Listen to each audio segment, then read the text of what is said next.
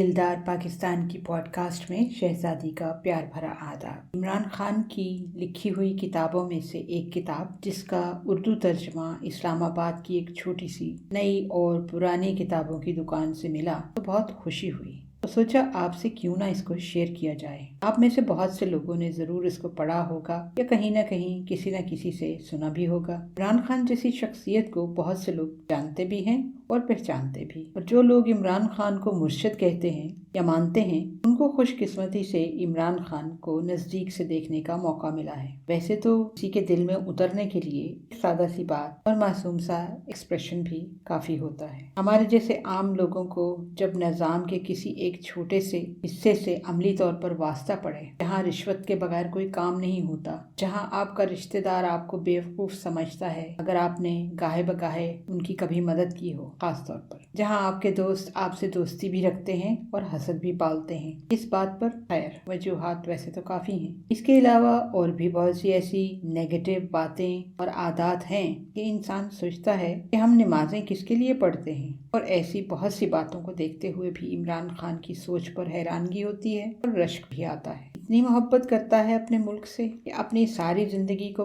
दाव पर लगा दिया है, ये जानते हुए भी कि हमारे लोगों को सही तरीके से सिविलाइज्ड होने के लिए शायद 100 साल और लग जाए। और पहले जो दोस्ती और हसद की बात की थी आपसे, अब तो वो भी गाहे बकाहे सरेआम आपको नाचती नजर आती है और हर रोज आपको कोई ना कोई सबूत मिलता रहता है। इस किताब के सिलसिले को जब शुरू किया तो हारून रशीद साहब का लिखा हुआ बाचा सुनाना बहुत जरूरी था। हारून रशीद साहब इमरान खान को एक बहुत लंबे अरसे से जानते हैं और इस किताब में इमरान खान का साथ बयान करना भी जरूरी था। वो तो हमने आप सबसे पहले ही शेयर कर लिया है, पिछली 3 पॉडकास्ट में आप सुन सकते हैं अगर नहीं सुना। हारून रशीद साहब की अरसा दराज दोस्ती और दिलचस्प किस्से सुन पढ़कर कभी कभी तो नहीं, अक्सर मेरे दिल में ख्याल आता है कि आज अगर दिलदार भाई जिंदा होते तो कैसा होता, और फिर आजकल के हालात और वाकयात जो कि उन हालात से जुड़े हुए हैं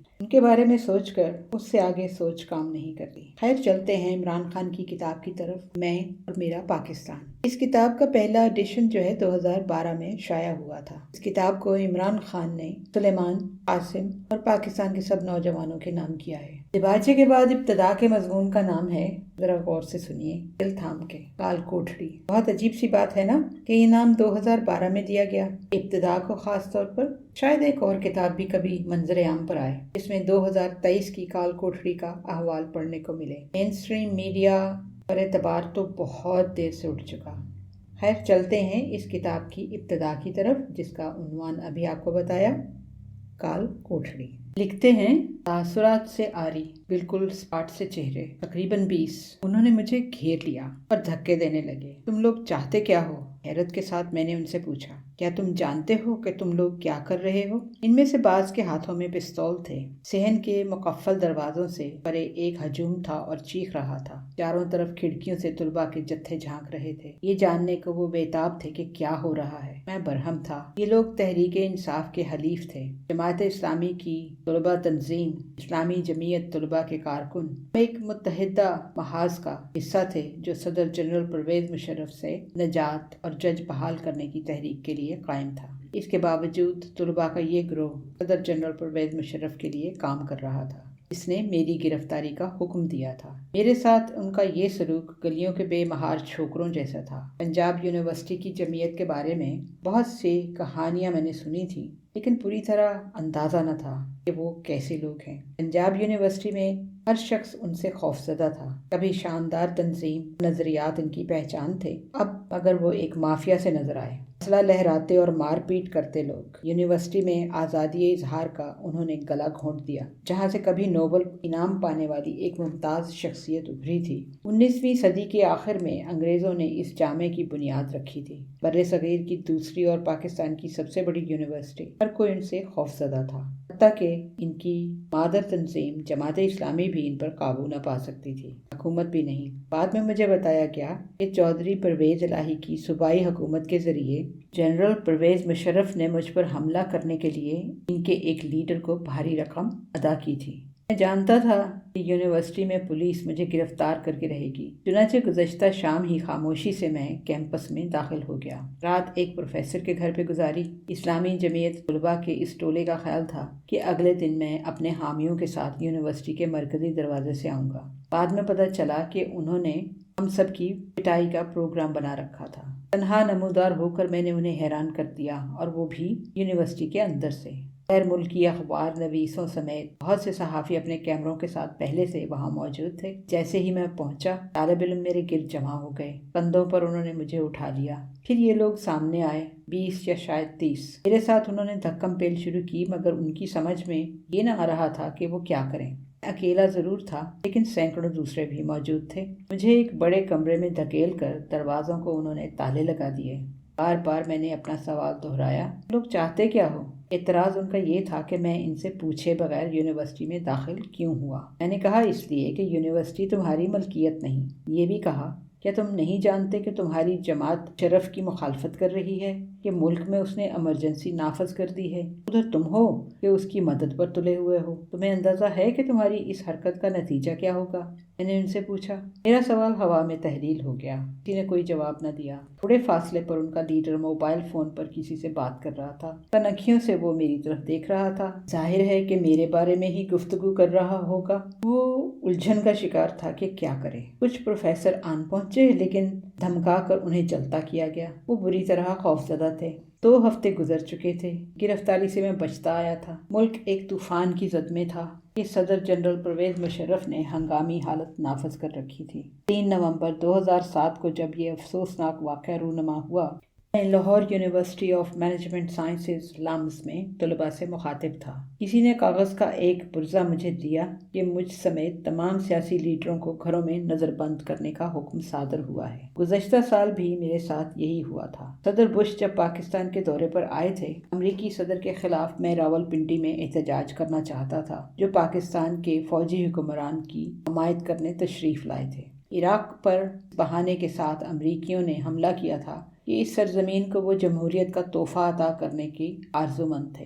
نظر بندی کی اطلاع سے میں پریشان نہ تھا۔ گھر میں بند رہ کر بھی سیاسی کام کیا جا سکتا ہے۔ تقریر کے بعد ضروری مشوروں کے لیے میں دوستوں اور ساتھیوں سے ملا، کئی اجلاس کیے اور نصف شب کے بعد زمان پارک میں واقع اپنے آبائی گھر پہنچ گیا، جہاں میرے والد اور بہنیں رہائش پذیر تھیں۔ اچانک مجھے احساس ہوا کہ معاملہ خراب ہے۔ جب پولیس گھر میں گھس آئی، عام طور پر وہ لوگ میرے ساتھ نرمی سے پیش آتے، مگر آج ان کا رویہ جارحانہ تھا۔ نظر بند نہیں، وہ مجھے گرفتار کرنے آئے تھے۔ میں نے اصرار کیا کہ وہ مجھے گرفتاری کا وارنٹ دکھائیں۔ جب وہ وارنٹ لینے گئے تو ایک اخبار نویس کا فون مجھے موصول ہوا۔ تمام دوسرے لیڈروں کو گھروں میں نظر بند کیا جائے گا، لیکن آپ کو جیل میں ڈالا جائے گا۔ فیصلہ کرنے کے لیے میرے پاس فقط چند منٹ تھے۔ اپنے بھانجے سے میں نے کہا، باہر صحن میں جا کر دیکھو، کیا بھاگ نکلنے کا کوئی راستہ موجود ہے؟ اس نے بتایا کہ مکان کو چاروں طرف سے گھیر لیا گیا ہے، لیکن باغ کے ساتھ 10 فٹ کا ایک حصہ ان کے حصار میں نہیں۔ میں پچھلے صحن میں گیا اور دیوار کی طرف لپکا۔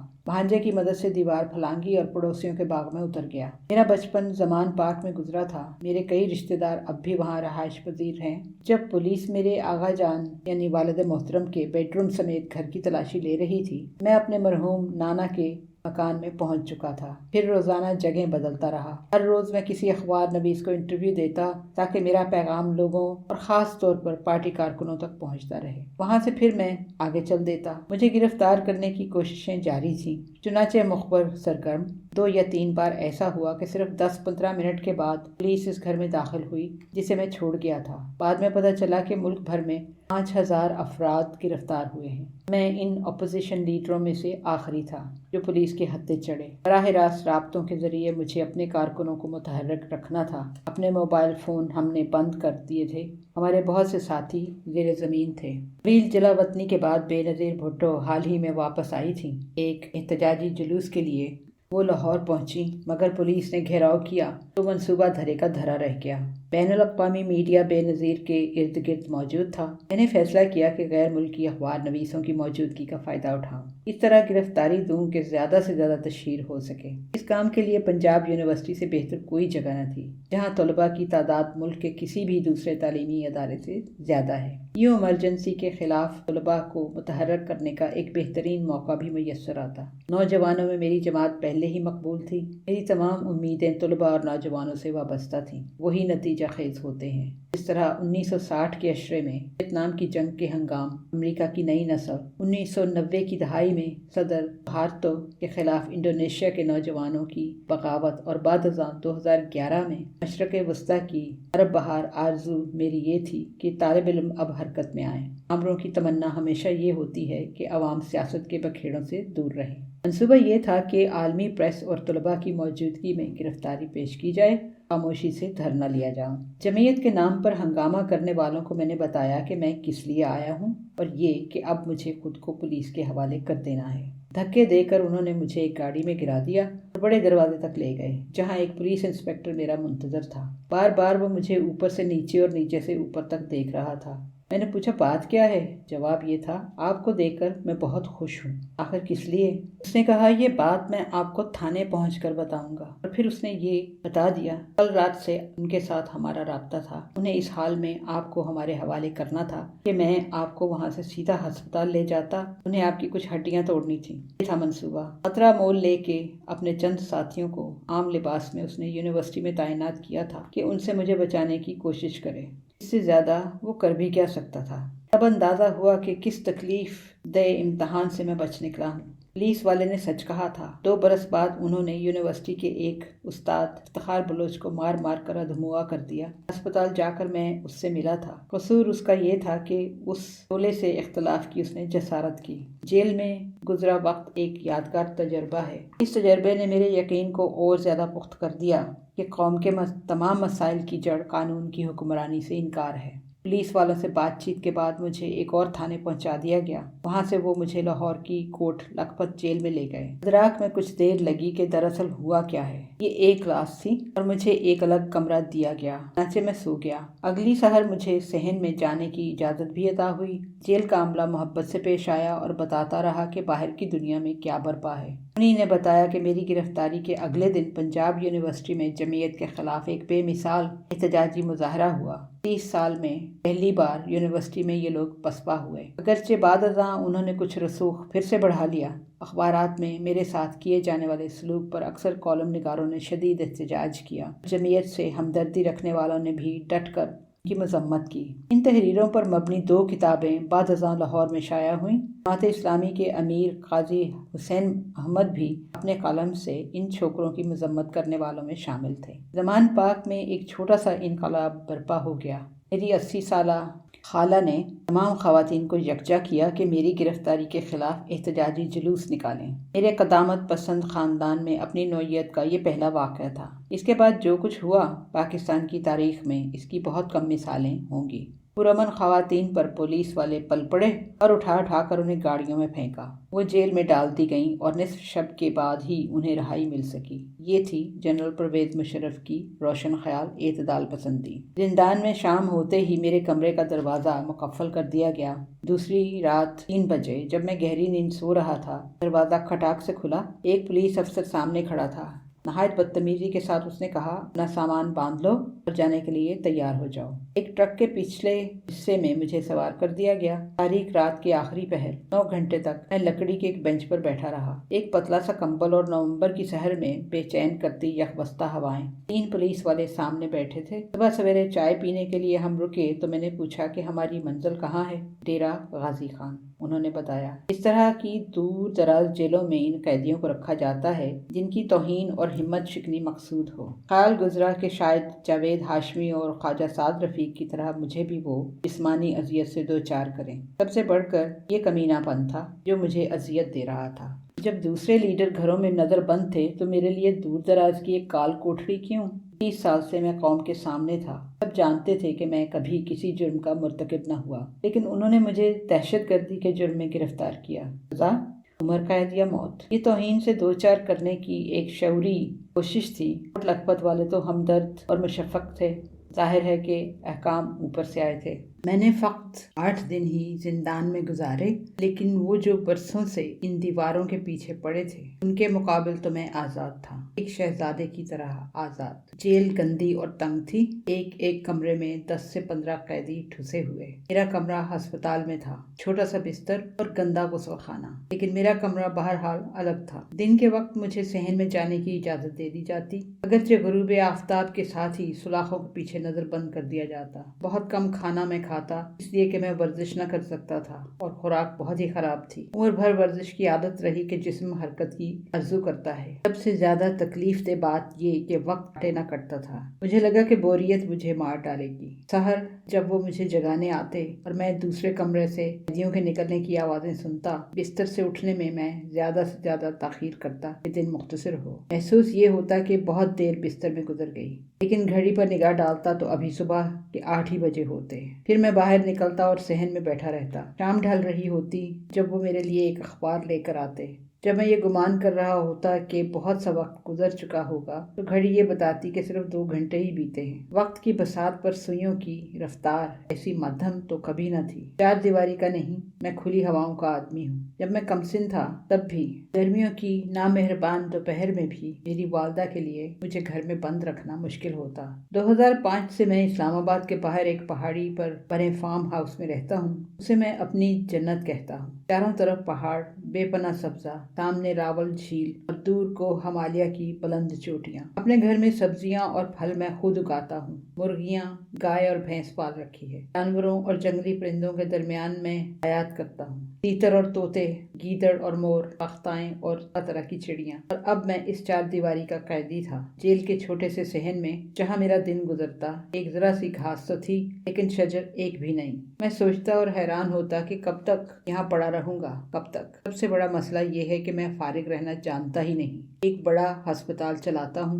میاں والی میں ایک یونیورسٹی اور سب سے بڑھ کر ایک سیاسی جماعت۔ میرے لیے تو 24 گھنٹے کا دن بھی کافی نہیں ہوتا، اور اب لامتناہی فراغت تھی، کوئی ویرانی سی ویرانی تھی زندہ میں، مگر میں ایک نئے تجربے سے گزرا۔ قیدیوں کی کہانیاں میں نے سنی۔ خیبر پختونخوا سے تعلق رکھنے والے ایک قیدی کو میرا کمرہ صاف کرنے کے لیے بھیجا گیا۔ پتہ چلا کہ 6 برس سے جیل میں پڑا ہے۔ 16 برس کا کمسن تھا جب گرفتار ہوا اور اب 22 کا ہو چکا۔ وہ ایک خاندانی جھگڑے میں ملوث تھا جب اس نے بندوق لہرائی تھی۔ بس یہی کچھ۔ مقدمہ اگر چلا ہوتا تو اسے سال بھر کی سزا دی جاتی۔ خاندان غریب تھا اور وکیل کی فیس چکا نہ سکتا تھا۔ سماعت کی تاریخ آتی اور گزر جاتی، اسے عدالت نہ لے جایا جاتا۔ ڈپٹی انسپکٹر جنرل سلیم اللہ خان کے مطابق جو مجھے ملنے آئے، یہ کوئی استثنائی مقدمہ نہ تھا۔ انہوں نے کہا، پاکستانی جیلوں میں پڑے 60% قیدی بے قصور ہیں، ان کا اصل جرم ان کی غربت ہے۔ بعد ازاں اخبارات میں نے مقدمات کا مطالعہ شروع کیا۔ کراچی میں ایک قیدی کو 9 سال بعد رہا کیا گیا جب وہ 29 برس کا ہو چکا تھا۔ گرفتار ہوا تو گھر میں اس کی بیوی تھی اور 1 سالہ بچہ۔ اسنا میں ان پر کیا گزری ہوگی۔ سندھ کی ایک جیل میں 3 اسیروں کو 22 برس بعد معصوم قرار دے کر رہا کیا گیا۔ لاہور کی کوٹ لکھپت جیل میں 15 سال ایک قیدی اس لیے پڑا رہا کہ اس کی فائل گم ہو گئی تھی۔ جیل کی زندگی کا یہ پہلو سب سے بڑھ کر میرے ذہن پر سوار ہوا۔ بیچارے خوف زدہ، بے یار و مددگار لوگ۔ ان میں سے بعض کے خلاف دائر مقدمے بالکل جھوٹے اور جعلی تھے۔ ملاقات کے لیے آنے والے رشتہ داروں سے جیل کے حکام رشوت وصول کرتے۔ جس کی جیب خالی ہو اس سے وہ سلوک کیا جاتا جو میرا کمرہ صاف کرنے والے قیدی سے۔ عدالت میں پیش ہی نہ کیا جاتا۔ ملک کے سب سے بڑے چور پارلیمنٹ میں براجماں تھے، ایسے بھی کہ ان پر حفاظت کرنے والے پولیس مقرر تھی۔ سرکاری خرچے پر گاڑیوں میں سوار جیل کی یہ صفاقی میرے قلب و دماغ میں جم گئی۔ نہ انصافی اور ظلم، نہ گفتہ بحال، اور یہ غریب انصاف سے محروم۔ چھٹے دن میں نے بھوک ہڑتال کا فیصلہ کیا کہ مشرف حکومت پر دباؤ ڈالا جا سکے۔ میرا احساس یہ ہے کہ میں نے غلطی کی۔ اگر دوبارہ وہی امتحان درپیش ہوا تو ہرگز میں ایسا نہ کروں گا۔ کم از کم پانی تو پیتا ہی رہوں گا۔ روزے رکھنے کا میں عادی ہوں، اور یہ کیسی شاندار عبادت ہے۔ یہی نہیں، صوم کی حالت میں ڈٹ کر ورزش بھی کرتا ہوں۔ لیکن مغربی افق پر سورج بھی ڈھل جاتا ہے اور آپ کھانے کے ساتھ انصاف کرتے ہیں۔ میں نے ادراک نہ کیا کہ پانی ترک کر کے اس تیزی سے آدمی کمزور ہوتا ہے۔ 2 ہی دن میں کمزوری اتنی ہو گئی کہ میں چل نہ سکتا تھا۔ بھوک ہڑتال کا اعلان کرنے کے بعد واپسی کا اب کوئی راستہ نہ تھا۔ شام کے 8 بجے تھے جب جیلر نمودار ہوا اور کہا، آپ آزاد ہیں۔ آہنی سلاخوں والے مہیب دروازے سے میں باہر نکل آیا۔ قومی قومی تاریخ کے سب سے بڑے طوفان میں داخل ہونے کے لیے۔ عمران خان کی پرویز مشرف کے زمانے کی گرفتاری کا یہ حال اگر آپ پڑھیں تو آج کل کی جو گرفتاری ہے اور جو حالات ہیں کتنی مماثلت ہے اس میں۔ اچھا ہی ہوا، سزا دینے والوں کو پڑھنے پڑھانے کا کوئی شوق نہیں ہے، اس لیے وہ جانتے ہی نہیں ہیں اس شخص کو۔ یہ بھی اللہ کا کرم ہے۔ عمران خان کی اس کتاب میں اور میرا پاکستان کا اگلا باب لے کر ہم آپ کے لیے اگلی پوڈ کاسٹ میں حاضر ہوں گے۔ ہمارا ای میل ایڈریس ہے darpakistan@hotmail.com۔ Until next time, take care. God bless. اللہ حافظ۔